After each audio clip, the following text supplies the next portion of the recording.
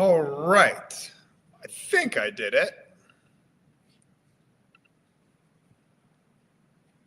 Pretty sure I did it here. Okay.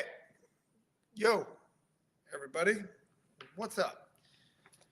It's your friendly neighborhood physical therapist, Dr. Ryan Welton, coming to you from just outside the Tampa area. Okay, so today I am talking about shoulder pain tricky case.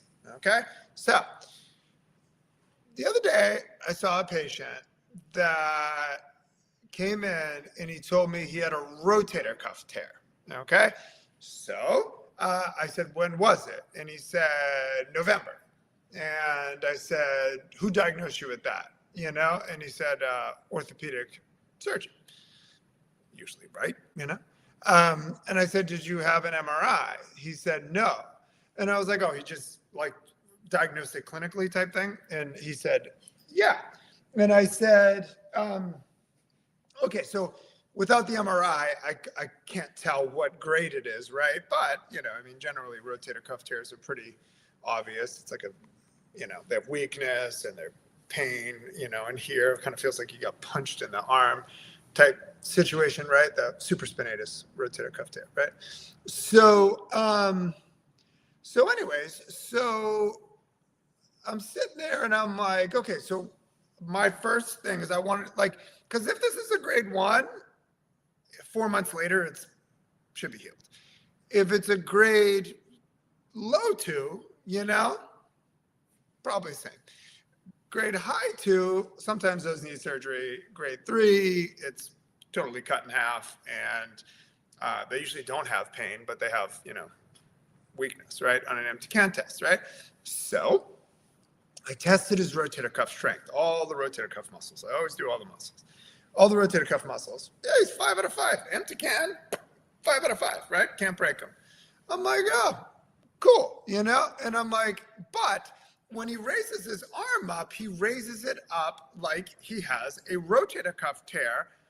Or the telltale sign I find is that when they raise their arms up, that the trap goes up with it, right? With either a rotator cuff tear because they're compensating, or a frozen shoulder, okay? Or a contracture, okay? So he's raising his arm up like this and he's going like that. So one of 3 things comes into my consciousness, meaning it's either a rotator cuff tear and he's compensating, like trying to bring it up. He has a frozen shoulder, or he has a straight up orthopedic capsular contracture and muscular contracture going on in there, right? So I test his rotator cuff strength. Everything's normal, right? So I'm like, okay, well, it's not torn, right? So then I ask him to do the ranges of motion. And he's like, it hurts in here. It gets up to about here. It's like it hurts in here, right? And he's compensating by bringing the upper trap up, right? And I'm sitting there and I'm like, hurts where? And he's like, all in here, right? And then I'm like, well, externally rotate. And he can only go back about, we'll say, 45 degrees, right? He can't do 90 degrees like he can on the other one, right? So I'm like, okay, so we got a contraction, but he has all this pain in here, okay? So like I said, unless it was a high grade 2 or grade 3, this thing should be healed. It's 4 months, right? Plus he's got 5 out of 5 strength and all his rotator cuff muscles. So I'm starting to understand in my head that this is a capsular contracture. So when he injured, he stopped moving it. And when you stop moving it, you get contracted, okay? So that this is a capsular contracture, okay? But also impingement syndrome, superior and posterior, because he's got pain back in here with the external rotation. So superior and posterior, okay? And normally I just do the relocation test. I teach it in my courses. Click my school group below, okay? It's my free VIP group if you're a clinician. This is for clinicians only. Anyways, normally I just relocate it, posterior, inferior glide, and then, the pain goes away, boom, it confirms that that's what was needed to relieve the pain, and then I create that. And, but he was so tight and everything was so locked that I was able to do it, but it was really hard. I mean, I was pushing posterior, inferior at the same time. And he's like, yeah, but he still can't raise his arm up because his capsule's locked, right? So I'm sitting there and I'm like, okay, so this is a tricky case and here is why, okay? I don't believe in putting people in pain as a rule of thumb, with the exception of frozen shoulders, with the exception of like, if you have a knee replacement or something, you got to bend it, right? But other than that, I find when I put my patients in pain, the thing just takes longer. You're just flaring the whole thing up, Don't do that. I don't do that, okay? And so I don't believe in putting patients in pain. Now, having said that, this guy has a contracture, okay? Now, orthopedic contractures, if the patient's willing to put in the work, I generally don't have issues getting it. It takes a long time, but I generally don't have issues getting there. And the reason why is because, like I tell the story of a professional baseball player I treated with bilateral hip orthopedic contractures, like 5 degrees internal, external rotation, right? 2 pro teams tried to get him his range of motion back, but they were working on him in the training room.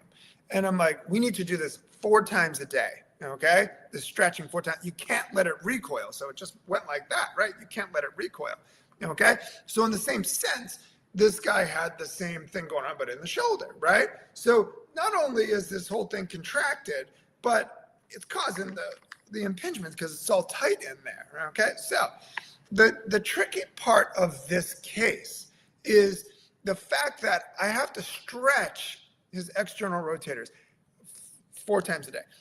I have to, for his home exercise program, I have to stretch into flexion, stretch abduction, but you can't impinge it. If you are impinging it, then you're just going to injure the person. You know what I'm saying? Like you're just literally going like this, like that, And when you just jam it, then you're just making the symptoms worse, So it's one of those things that can take a while, okay? But inevitably you can, if the patient's willing to put in the work, you can stretch it, unless it's a neurological contracture, I find, then you can stretch these things, but the patient has to be willing to do it 4 times a day, no recoil, okay? That's how I got that pro baseball player, full range of motion in 3 months.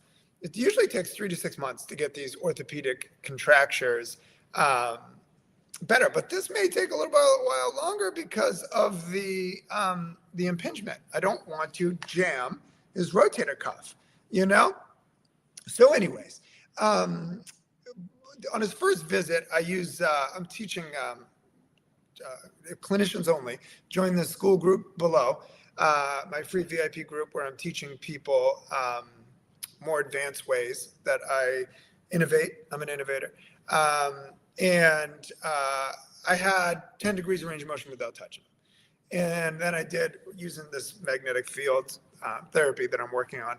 And then also I did my myofascial method. So people love my myofascial method. Click the school group below. Join, you can learn more about my courses. My myofascial method, I stimulated points on his leg, and he gained 10 degrees of range of motion right there and no pain in his shoulder, which is pretty typical for me. I get 10 to 12 degrees of range of motion, usually out of my patients, using the myofascial method. People love it. I've been teaching that for like 12 years. Anyways, very interesting, right? And patients love it because you don't have to torture them to get the range of motion out of them, And then I put them on very important, I put them on my shoulder impingement protocol with a capsular contracture, orthopedic muscular contracture protocol, okay? So both at the same time, all right? And, that involves self-joint mobilizations, okay, at home. And then also the prayer stretch. I do the prayer stretch. You have to do it right, though, okay? I talk about it in my courses, how important it is to do it right. If the person's like arms are like that, you're just jamming that shut, right? But if you're doing it right, you're stretching the posterior capsule. Okay, that's my favorite posterior capsule stretch if it's done right. Okay, and the person needs to like look at a mirror and make sure that they're at 90 degrees when they're laying prone like that, not out here, not out here. Okay, it's tricky. It's easy to screw up, but that's my favorite one. If you want to read my statistically historic papers now in the field of not just orthopedics, medicine, and readership, click my school group below, join my VIP group for clinicians only, and I have all my papers in there, okay? But I put him on that protocol, and, he's coming in, and he's having more range of motion, It's a process, though, and these people need to be dedicated. Because if they're not, then you can't do it. And at that point, I just tell them, well, if you're not going to do it, like I said, there's no point to seeing me. So, I'm not a magician, so we need to, this takes time, you have to warn them about it up front. This is some quick fix, not some quick fix. You have to warn them about this because people we live in a, TikTok society, right? Where people want things fixed now, but a lot of these things are major imbalances in the body that need to be fixed, right? So it's not reality. And I find if you don't warn those people, then you end up with people that don't understand it and then quit, So I always warn people about what they're getting into, especially when it comes to contractures, SI joint dysfunction, those things can take a while. Anyways, that was interesting. Interesting in the sense that the way I have to go about it, okay? I have to go about it much gentler because I don't want to further jam the impingements, that the posterior impingement, but also the superior impingement, but also treat the contracture, okay? But we'll get there. I'm not worried about it, and he's already, came in a week later and he's like, no, look at that. He had what I had in here when I got him an extra 15, 20 degrees of range of motion using the magnetic field therapy that I'm working on, that scientific framework, and then as well as my myofascial method, which you can do today if you want. In fact, my intro shoulder's got a money back guarantee on it. If you can't relieve the pain of the majority of the people that you attempt the method on, we'll give you your money back. It's $99. We'll give it back to you, no questions asked. So I've had that guarantee for 12 years, and it's pretty wildly successful. People love it, Anyways, other than that, join my school group below, okay? And for clinicians only, okay? Join my school group below. And I'm teaching in there. I have all my statistically historic papers that I publish. And also I'm talking about cash-based business, okay? So people don't realize that I actually am, I developed my own chronic pain cash-based business model, okay? Very different than what everybody else is doing, okay? All the patients that they see, that's not appropriate for me. I'm looking for the people that have nowhere else to go, that kind of thing, right? People say, oh, well, everybody wants to use their insurance. No.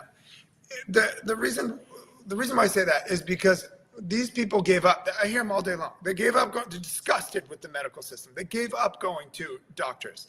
No one knows what's wrong with them, type situation. But I've developed and published diagnostic procedures for SI joint, for shoulder, for, whatever it is, plantar fasciitis. And I teach them in my courses where I mentor you not only on the clinical part, how to help these people the way that I help these people, and also in the cash-based business model. I teach you everything. How to open and run one, the marketing, I give you my marketing company, I give you the targeting, I show you how to do the ads, to reproduce what I'm doing here to attract these people into your business. And then also you make usually what most people make in a year, you make in a month, and as I bring people up to that level. So if you want to work less and make more, which everybody wants to, work less and make more. And if you are being what I consider abused at work, seeing 25 patients a day or something insane, then it's not sustainable. Something's got to give, and it's usually your mental health. Let me say this. So as a healer person, okay, what is most important to me is to help people, right? The more I work with you all, the more I in my mentorship, in my coaching programs, the more I see that everyone's coming from the heart. Everybody just wants to help, right? But you need to have boundaries. Okay, what I've learned. It took me a long time to learn this.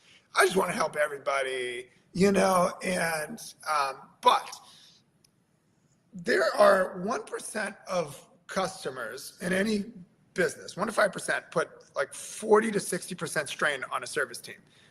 They're just very difficult personalities, right? And the longer you work with the public, the more you see this, right? And maybe once or twice a year, I tell people that that I can't, like mid rehab, I'm like, I'm not the person for you anymore. Not because they're asking, I like when people ask me questions, not because they're trying to control me and control the way that I do things. And they're standing in their own way and they're giving me crap all the time. This is not common, but maybe 1 or 2 patients a year. I had like 2 last year that I was like, I can't anymore. I can't do it. My mental health is suffering because of this person, So I choose not self-destruction over healing, okay? Because if you self-destruct, then, and your mental health goes down, then your physical health goes down, okay? So very, very, very important, okay? And if you're seeing 25 patients a day, you can't sustain that, okay? So I'm not a fan of that craziness. But anyways, if you want to work less, make more, and truly make a difference in these people's lives, these chronic pain people who have nothing. This week, I think I've had 2 people cry when I evaluated them because they had SI joint, and it's just like a guy cried, just broke down, and it's tragic, but a lot of these are, it's SI joint, upslip and/or outfloor. I proposed in my paper that made medical history. And I treat it all day long. A lot of these people just have mechanical issues, and it takes somebody that knows what they're looking for to be able to help these people. So join my school group below, okay, for clinicians only, okay? Join my school group below, and I am teaching clinical and business in there, okay? And I also have mentorships where I will work with you one-on-one, helping you open run a cash-based business or transition into a cash-based business, highly successful one. And I believe you will say that it's the most rewarding thing you've ever done, because they say that doctors save lives and physical therapists promotes life, right? And it's not what these people tell me I'm doing in here, and this insanity that I see in here all day long of these people that they come in, they're like, I failed everything, nobody knows what's wrong with me. I can't sleep. I can't stand up. I can't roll over in bed. I can't do anything, and a lot of them on their last round. I published a paper, I think it was my sacral paper, and I wanted my colleagues to know what was happening. And I kept seeing these mechanical issues all day long in people's backs. And SI joint, sacral torsion, sacral shear, which I believe after doing this all day long in my patients, that this is the most common cause of back pain. And they all have these MRIs that show all these herniated discs, but then I open up my patients' SI joints and rotate their sacrum back, and their pain goes away. And I've been doing this like almost like doing physical therapy 21 years, but I've been like basically only this for almost a decade now. And like, you failed everything. I'm like, I think I know what's wrong with you, type thing, And anyways, I said that before, and then my students started commenting. They're like, that's what I see too. I'm using your protocols, your diagnostic methods. That's what I see.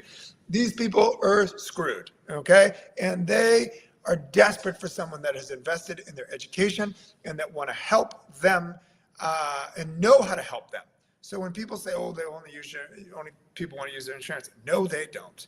They're desperate for someone that knows what they're doing, So anyways, that's that. You will be saving lives, okay? And I will teach you the methods to be a confident clinician, and my methods and protocols to be a confident clinician in the clinic, in my mentorship. Other than that, I gotta go. I love you all. Peace out, homies.